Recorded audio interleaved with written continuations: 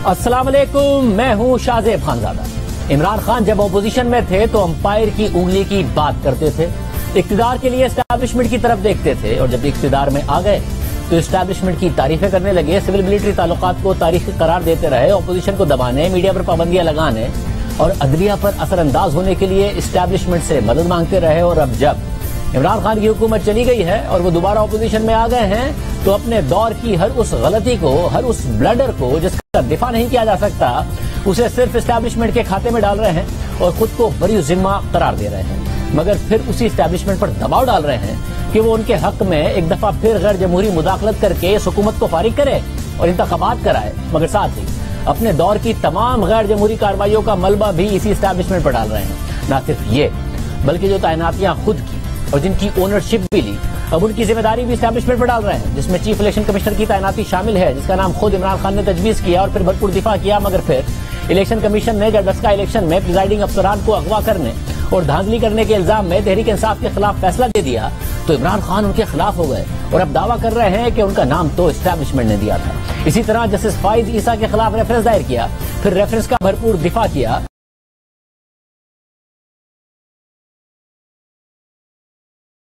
Justice फाइज ईसा और उनके खानदान के खिलाफ गलीज मुहिम चलाई गई, मगर आज गलती मान ली कि रेफरेंस एक गलती थी और जिम्मेदारी कहीं और डाल दी। और अब फवाद चौधरी ने अपने दौर में राना सनाउल्लाह के खिलाफ बनने वाले मशहूर मंशियात केस को भी गलत और ज्यादती करार दिया है, लेकिन ओनरशिप नहीं ली है और जिम्मेदारी एस्टैब्लिशमेंट पर डाल दी है। यानी वो 15 किलो हेरोइन का इल्जाम, जिसके लिए तहरीक इंसाफ की हुकूमत के वजीर अल्लाह और रसूल की कस्में खाकर प्रेस कॉन्फ्रेंसेस करते थे, अब उस केस को ही गलत करार देकर सारी जिम्मेदारी एस्टैब्लिशमेंट पर डाल दी। राना साहब के साथ जो है वो बिल्कुल उनके साथ ज्यादती हुई और वो केस जो है वो नहीं बनना चाहिए था, बट राना साहब ने तो खुद ही गिला कर लिया था नेशनल सिक्योरिटी कमेटी में। क्या गिला किया था उन्होंने? बस उन्होंने कह दिया था कि वैसे आपने गलत किया हमारे साथ। किसको कह दिया? बस कह दिया था, राना साहब से बुला के पूछना केस किसने कैसे बना था। ANF के केसेस जिस दिन पॉलिटिशियंस के हाथ में आ गए ना बनाने में, अच्छा ही है वैसे नहीं है, PTI ने नहीं बनाया गया। अब अफरीदी साहब याद नहीं है जो कहते जान अल्लाह ताला को देनी है, उन्होंने हल्फ उठाया प्रेस कॉन्फ्रेंस में भी, कभी गलत किया। कैबिनेट में जब वो आए ये केस लेके तो आप जरा पूछे लोगों से, जो मैंने जब बात की थी तो वो जो कंसर्न्ड ऑफिसर थे वो तो कैबिनेट छोड़ के चले गए थे। मैंने तो बिल्कुल मना किया था, मैंने ये कहा, मैंने जब उनसे क्वेश्चन से किए तो मुझे पता था ये केस बिल्कुल फजूल है। साथ ही तहरीक इंसाफ के रहनुमा असद उमर ने आज मीडिया से बात करते हुए कहा कि राना सनाउल्लाह के खिलाफ केस तो ANF ने बनाया था, ये सियासी केस नहीं था। जबकि राना सनाउल्लाह का कहना है कि शहजाद अकबर 15 किलो हेरोइन का थैला मेरे लॉज में रखवाना चाहते थे, लेकिन इस्लामाबाद पुलिस ने इनकार कर दिया तो फिर ANF को ये काम दिया गया। राना सनाउल्लाह का मजीद कहना था कि इसमें वजीर आजम इमरान खान बजाते खुद मुलव्विस थे, ANF के लोग भी शामिल हुए और ANF के मुलव्विस होने पर मैंने आर्मी चीफ से शिकायत की है और कार्रवाई का कहा है। तो शहजाद अकबर साहब हैं, उनके पास ये थैला जो है ये पहले से मौजूद था। 15 किलो हीरोइन का थैला? जी 15 किलो हीरोइन का। और उन्होंने ये कहा कि ये इस्लामाबाद में ना हूं तो मेरे लॉज में जो है वो रख दिया जाए और बाद में जब मैं आऊं तो वहां से बरामद कर लिया जाए। ये उस वक्त जो जिम्मेदार थे इस्लामाबाद पुलिस के, उनके साथ ये बात होती रही। उन्हें ये भी कहा गया कि हम आपको वजीर आजम से मिला देते हैं, ये वजीर आजम का हुक्म है, लेकिन उन्होंने जब ये वजन नहीं उठाया तो उसके बाद फिर ये मामला जो है वो ANF के साथ किया गया। मेजर जनरल आरफ मलिक यकीनन वो इनके साथ साजबाज हुए। उन्होंने बाद में जाती तौर पे भी बहुत बड़े मफादात जो है वो उठाए हैं, उनके भी सबूत जो है वो हमारे पास मौजूद हैं। इसमें कोई शक नहीं है कि ANF के लोग जो है वो बीच में शामिल थे, लेकिन वजीर आजम हाउस मुलव्वस था और वजीर आजम खुद जाती तौर पर जुर्म में शामिल था। मैंने ये शिकवा जो है चीफ ऑफ आर्मी स्टाफ से किया, मैं कोई चीजों को जो है वो कोई पकड़ करने वाला या छुपाने वाला नहीं हूँ। मैंने उनसे मिल के भी किया, मैंने तहरीरी तौर पे भी किया और आप इसके ऊपर जो है वो कार्रवाई करें। और इसमें अदारे की, इसमें यूनिफॉर्म की जो है वो इंसल्ट की गई है।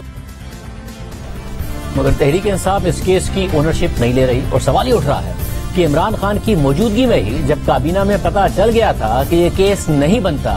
तो फिर ये केस बनने ही क्यों दिया गया, इसे वहीं क्यों नहीं रोका गया, क्यों राना सनाउल्लाह को कैद में रखा गया और फिर वुज़रा ने क्यों उनका मीडिया ट्रायल किया, इमरान खान ने उन्हें क्यों नहीं रोका। अगर केस सिर्फ एंटी नार्कोटिक्स का था تو کیوں جب رانا ثناءاللہ کی ضمانت ہونے والی تھی تو ایک واٹس ایپ میسج کے ذریعے جج ہی بدل دیا گیا، اور جب بعد میں ضمانت ہو گئی تو دوبارہ گرفتار کرنے کے لیے کیوں نیب کا کیس ان پر بنا دیا گیا، اور اللہ اور رسول کا نام لے کر رانا ثناءاللہ کے خلاف مہم کیوں چلائی گئی؟ 1 جولائی 2019 کو جب رانا ثناءاللہ کو منشیات اسمگلنگ کے کیس میں گرفتار کیا گیا تھا تو 3 دن بعد 4 جولائی 2019 کو شہریار آفریدی نے اس وقت کے ANF کے director general major general Arif Malik کے ساتھ نیوز کانفرنس کی اور رانا ثناءاللہ کی گرفتاری سے متعلق تفصیلات بتاتے ہوئے کہا کہ ان کی 3 ہفتوں سے نگرانی ہو رہی تھی اور 3 بار انہیں پکڑنے کی کوشش کی گئی، لیکن گاڑی میں خواتین کی موجودگی کی وجہ سے اخلاقی اقدار کے پیش نظر ایسا نہیں کیا گیا۔ 3 ہفتے رانا ثناءاللہ صاحب کی گاڑی کو، رانا ثناءاللہ صاحب کی موومنٹس کو ہر لیول پر آبزرو کیا گیا، گیج کیا، اس کی فوٹیجز تمام تر چیزیں ہمارے پاس موجود ہیں۔ 3 دفعہ ان کے ساتھ فیملی ممبرز تھے، فیمیل نہیں روکا گیا۔ سلام ہے پوری ان کی فورس کو، فیملی اور ہمارے نارمز اینڈ ویلیوز کو سامنے رکھے کہ فیمیل ہے نہیں ابھی ہاتھ ڈالنا۔ اس وقت بھی ہم نے سوال اٹھایا تھا کہ کون سے قانون میں لکھا ہے کہ گاڑی میں منشیات موجود ہو مگر خواتین کی وجہ سے کارروائی نہ کی جائے؟ اس لیے واضح ہوتا ہے کہ مقصد منشیات پکڑنا نہیں بلکہ رانا ثناءاللہ کو پکڑنا تھا، ورنہ خواتین اہلکاروں کے ساتھ کارروائی کر دی جاتی، نہ کہ منشیات کی ترسیل ہونے دی جاتی کوئی گاڑی میں خواتین تھی۔ 4 جولائی کی اسی نیوز کانفرنس میں شہریار آفریدی نے رانا ثناءاللہ کی گرفتاری کے وقت اور منشیات کے ساتھ ویڈیو یا تصویر کے سوال پر کہا کہ تمام ثبوت موجود ہیں لیکن گواہوں کے تحفظ اور ملزمان کے فرار ہونے کے خدشے کے پیش نظر اسے سامنے نہیں لایا جا رہا ہے۔ تمام چیزیں جو آپ کے ذہن میں ہے نا سب کورٹ میں پیش کی جائیں گی۔ ایک چیز آپ ذہن میں رکھیں، ابھی جذبات میں آ کے نام لے لیں اور یہ کریں وہ کریں، وہ جو اس میں تمام ملوث لوگ ہیں، اگر ان کی اولادوں کو کل ہو جائے آپ میں سے کوئی ذمہ داری لے گا؟ خدا کے لیے پلیز، یہ کسی کی زندگی کا سوال ہے، ایک کا نہیں، ان سے بہت سارے اور ان سے جڑے ہوئے جو نام ہیں آج ہم آپ کو ساری ڈیٹیل دے دیں تو وہ تو کل کو پتہ چلے سارے باہر جانے چلے جائیں۔ یعنی ایسا تاثر دینے کی کوشش کی گئی کہ رانا ثناءاللہ کے ساتھ ایک پورا گینگ ملوث ہے اور تفصیلات سامنے لانے پر گینگ کی گرفتاری کا عمل متاثر ہو سکتا ہے، بہت سارے گواہ ہیں جن کی زندگی متاثر ہو سکتی ہے، مگر آج تک نہ تو اس گینگ کا پتہ چلا ہے نہ ہی ان گواہوں کا پتہ چلا ہے۔ اہم بات یہ ہے کہ آج تحریک انصاف اس کیس کا سارا ملبہ اسٹیبلشمنٹ پر ڈال رہی ہے، لیکن اس وقت شہریار آفریدی تسلیم کر چکے تھے کہ تمام تفصیلات سابق وزیر اعظم عمران خان کے ساتھ شیئر کی گئی۔ جو فوٹیجز تمام چیزیں جو مجھے ڈی جی ANF نے دکھائی، جو آ کے پرائم منسٹر کو دکھائی، ہم اور پھر تمام لیول پر میں ایک بات کر رہا ہوں کہ میں نے جان اللہ کو دینی ہے، اس میں کوئی پرسنل وینڈیٹا نہیں ہے۔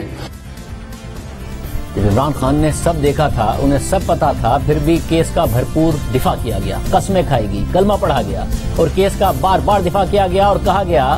کہ جان اللہ کو دینی۔ ثبوت نہیں تھے۔ فواد چودھری کہہ رہے ہیں کہ کابینہ میں پتہ چل گیا تھا کہ کیس جھوٹ ہے، زیادتی ہے، مگر اللہ اور رسول کے نام پر دعوے بڑے بڑے کیے گئے۔ کیس بنتا نہیں تھا، پتا تھا جھوٹ ہے، مگر ہر حال میں ثابت کرنا تھا، اور بات یہاں تک پہنچ گئی تھی کہ رانا ثناءاللہ کا کیس سننے والے لاہور کی انسدادی دہشت گردی کی عدالت کے جج مسعود ارشد کو دوران سماعت ہی واٹس ایپ پر کیس کی سماعت سے روکتے ہوئے ان کا ٹرانسفر کر دیا گیا اور ان کی مدت پوری ہونے میں 7 ماہ باقی تھے، لیکن وفاقی وزارت قانون نے رانا ثناءاللہ کے مقدمے کی سماعت کے دوران اچانک انہیں کام کرنے سے روک کر نیا جج نامزد کرنے کی سفارش کر دی۔ یعنی حکومت نے